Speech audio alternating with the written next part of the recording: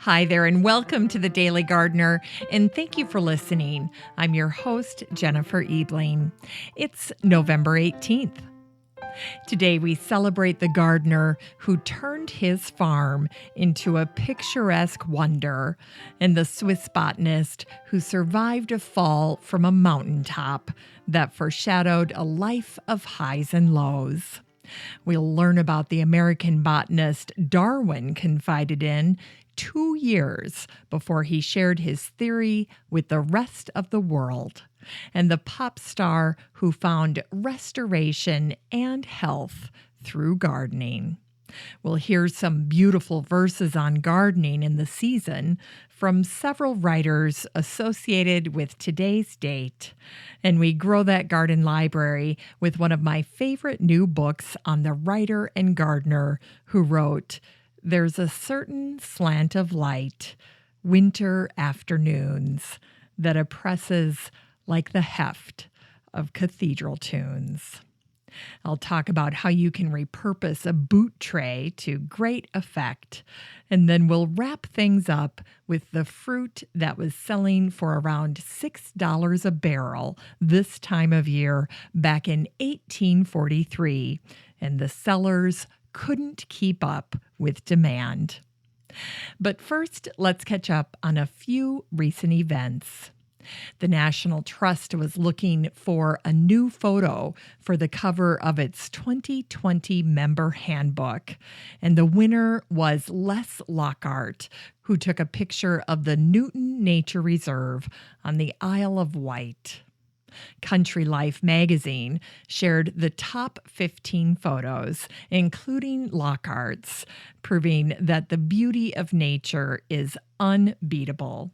I loved sharing this post in the Facebook group. There were so many absolutely surreal images provided by nature from all over the world. There's a link to this post in the Facebook group if you want to scroll through and see these stunning images for yourself.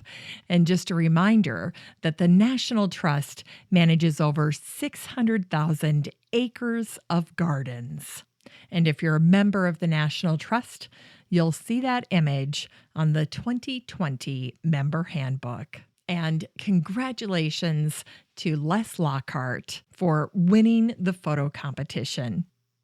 The other post that I shared was called The Forgotten Feminine History of Botany.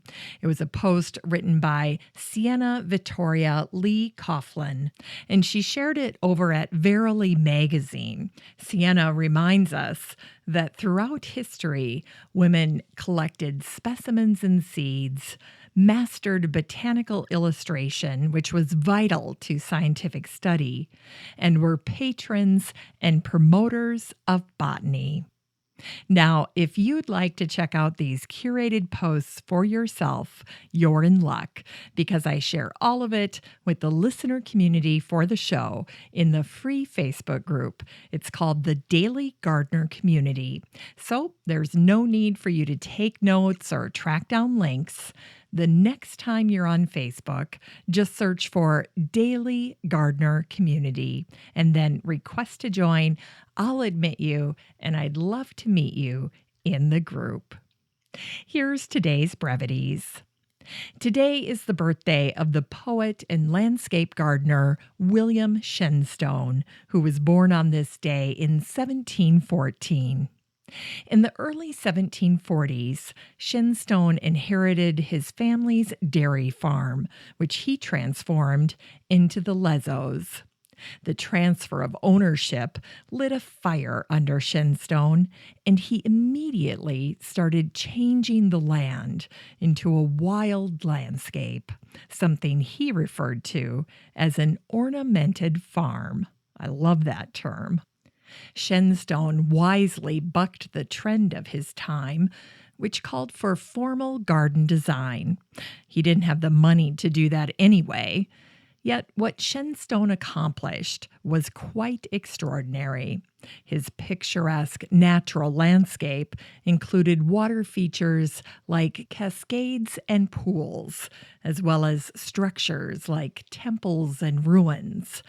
And what I love most about Shenstone is that he was a consummate host. He considered the comfort and perspective of the garden from the eye of his visitors when he created a walk around his estate. Wanting to control the experience, Shenstone added seating every so often along the path to cause folks to stop and admire the views that Shenstone found most appealing.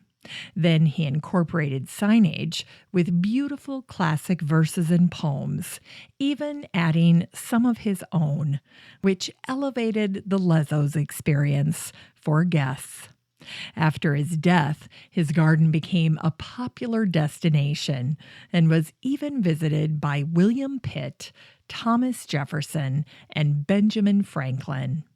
And it was William Shenstone who said, "Grandeur and beauty are so very opposite that you often diminish the one as you increase the other.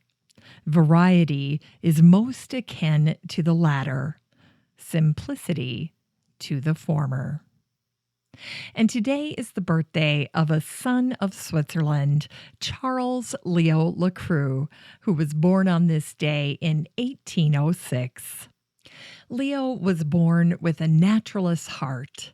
A self-described dreamer, Leo loved to go out into the forest, and he collected all kinds of flowers and specimens for his mom. Yet when Leo was just 7 years old, he fell off the top of a mountain.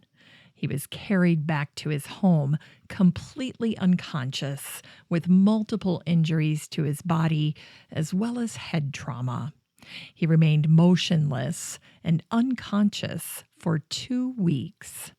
His survival was a miracle, yet the fall resulted in hearing loss that would eventually leave Leo utterly deaf by the time he was a young man. Despite the tragedy, nature still ruled his heart.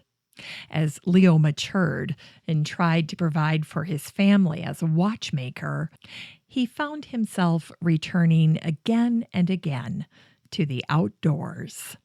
Eventually, Leo began to focus his efforts on peat bogs, and his early work protecting peat bogs attracted the attention of Louis Agassiz of Harvard, who invited Leo to bring his family to America. When he arrived, Leo classified the plants that Agassiz had discovered on his expedition to Lake Superior. Then, on Christmas Eve of 1848, Asa Gray summoned Leo to help William Starling Sullivan. Gray predicted the collaboration would be successful, and he wrote to his friend and fellow botanist John Torrey, "They will do up bryology at a great rate." Lecroux says that the collection and library of Sullivan and Mescology are magnifique, superb, and the best he ever saw. So Leo packed up his family and traveled to Columbus, settling by the bryologist William Starling Sullivan. Bryology is the study of mosses. The root bryos is a Greek verb meaning to swell, and it's the etymology of the word embryo. Bryology will be easier to remember if you think of the ability of moss to expand as it takes on water. Mosses suited Leo and Sullivan's strengths. They require patience and close observation, scrupulous accuracy, and discrimination. Together, Leo and Sullivan wrote the Book on American Mosses. Sullivan funded the endeavor, and he generously allowed Leo to share in the proceeds. In 1873, Sullivan contracted pneumonia, ironically an illness where your lungs fill or swell with fluid, and he died on April 30th, 1873. Leo lived for another 16 years before dying at the age of 83. And it was Leo Lecroux who said, My deafness cut me off from everything that lay outside of science. I have lived with nature, the rocks, the trees, the flowers. They know me, and I know them. And today is the birthday of one of the leading American botanists of his time and a member of Team Darwin, Asa Gray, who was born on this day in 1810. In 1857, Asa Gray received a confidential letter from Darwin. In the letter, Darwin confided, "I will enclose the briefest abstract of my notions on the means by which nature makes her species, but I ask you not to mention my doctrine." 2 years later, Darwin revealed his concept of natural selection in his book on the origin of the species. Early adopters of natural selection, like Asa Gray, helped to advance the march of all science. It was Asa Gray who said, "Natural selection is not the wind which propels the vessel, but the rudder by which, by friction, now on this side and now on that, shapes the course." During his long tenure at Harvard, Gray established the science of botany and guided American botany into the international arena. He also co-authored Flora of North America with John Torrey. When the botanist Joseph Tremble Rothrock arrived at Harvard, he worked every day in the private herbarium of Asa Gray. And of Dr. Gray, Rothrock said, "He was kindness personified, though a strict disciplinarian and a most merciless critic of a student's work. I owe more to him than to any other man, and I never think of him without veneration." And today is the birthday of the pop singer Kim Wilde, who was born on this day in 1960. After a successful music career, thanks to hits like Kids in America and You Keep Me Hanging On, Wilde bought a 16th century barn and began gardening at the age of 30. Her move to the countryside not only brought her new challenges thanks to the restoration of the barn and property, but the connection with the outdoors, especially working in her garden, was a balm to her anxiety. In an article in The Independent, Wilde said, "Spending time outdoors, learning about plants and nurturing them really helped me find balance and gave me a greater sense of confidence and peace. I love the way that plants are always changing and growing, just like us. Gardening can help people get back on top of things and restore balance when it feels like life is veering out of control." And in 2005, Wilde won a gold medal and an award for Best Courtyard Garden at Chelsea. In Unearthed Words, today is the anniversary of the death of the French writer Marcel Proust, who died on this day in 1922 and is remembered with this quote, "Let us be grateful to people who make us happy. They are the charming gardeners who make our souls blossom." And today is the birthday of the Canadian writer Margaret Atwood, who was born on this day in 1939. She wrote, "Gardening is not a rational act. What matters is the immersion of the hands in the earth, that ancient ceremony which the Pope kissing the tarmac is merely a pallid vestigial remnant. In the spring, at the end of the day, you should smell like dirt." And listen to what Henry David Thoreau wrote in his journal about yarrow on this day in 1855. "The yarrow is particularly fresh and perfect, cold and chaste, with its pretty little dry-looking, rounded white petals and green leaves. Its very color gives it a right to bloom above the snow, as level as a snow crust on top of the stubble. It looks like a virgin wearing a white ruff.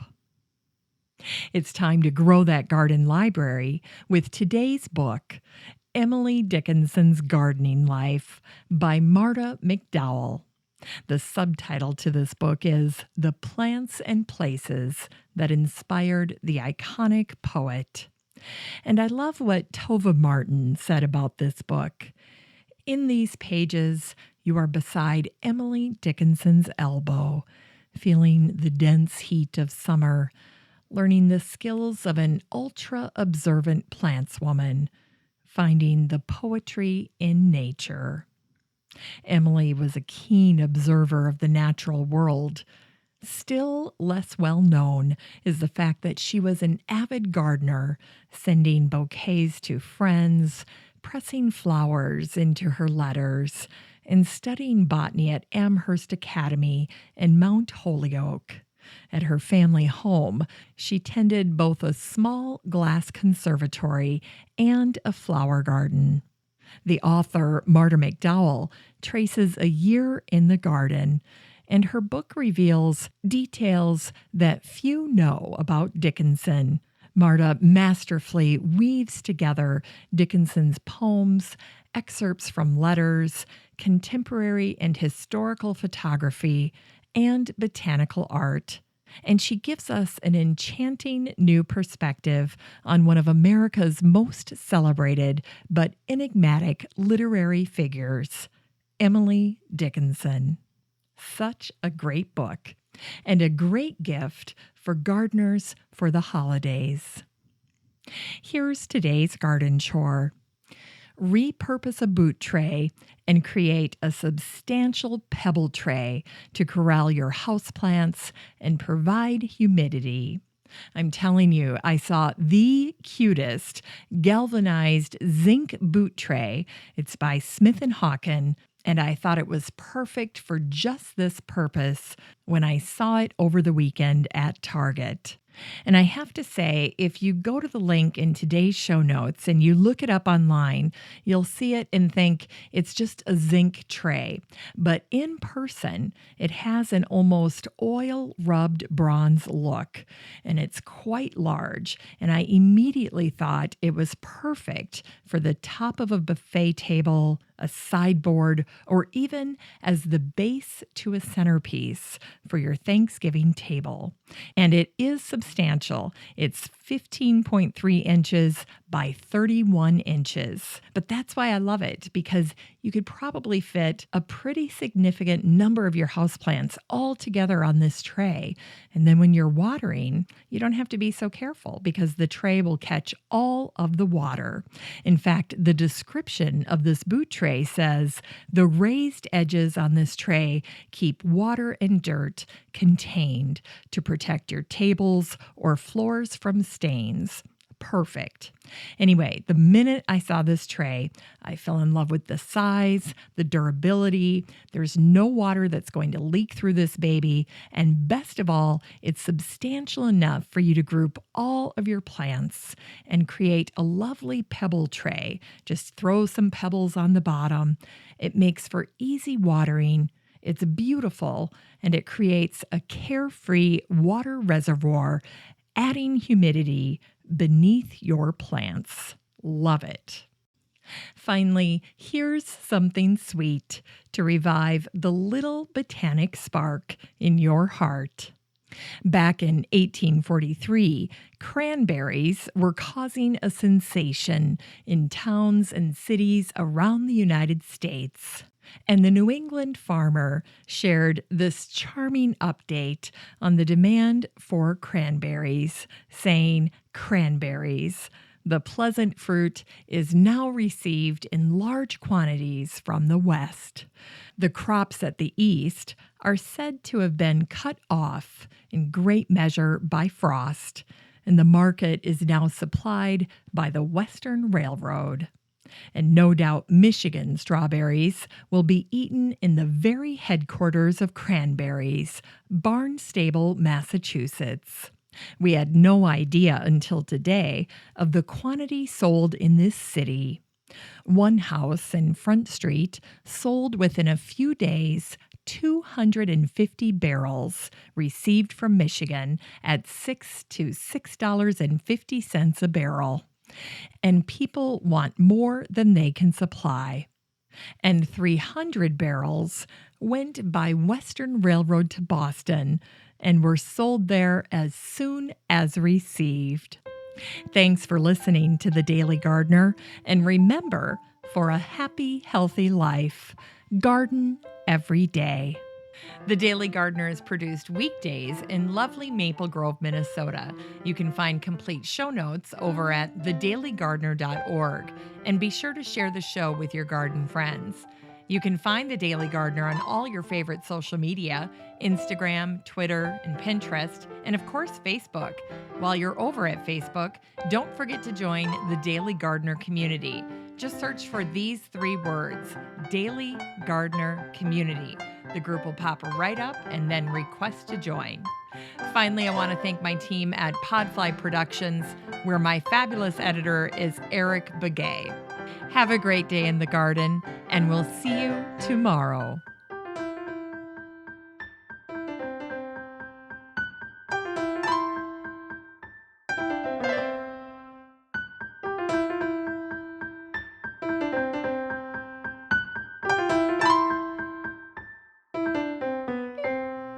Hi there, and welcome to the Daily Gardener.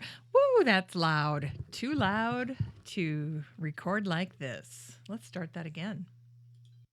And today is the birthday of a son of Switzerland, Charles Leo Lescure.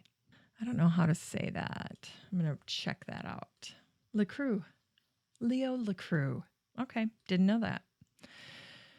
Okay. Bleh. Start this whole thing again. Here we go. Me, me, me, me. La, la, la, la, la.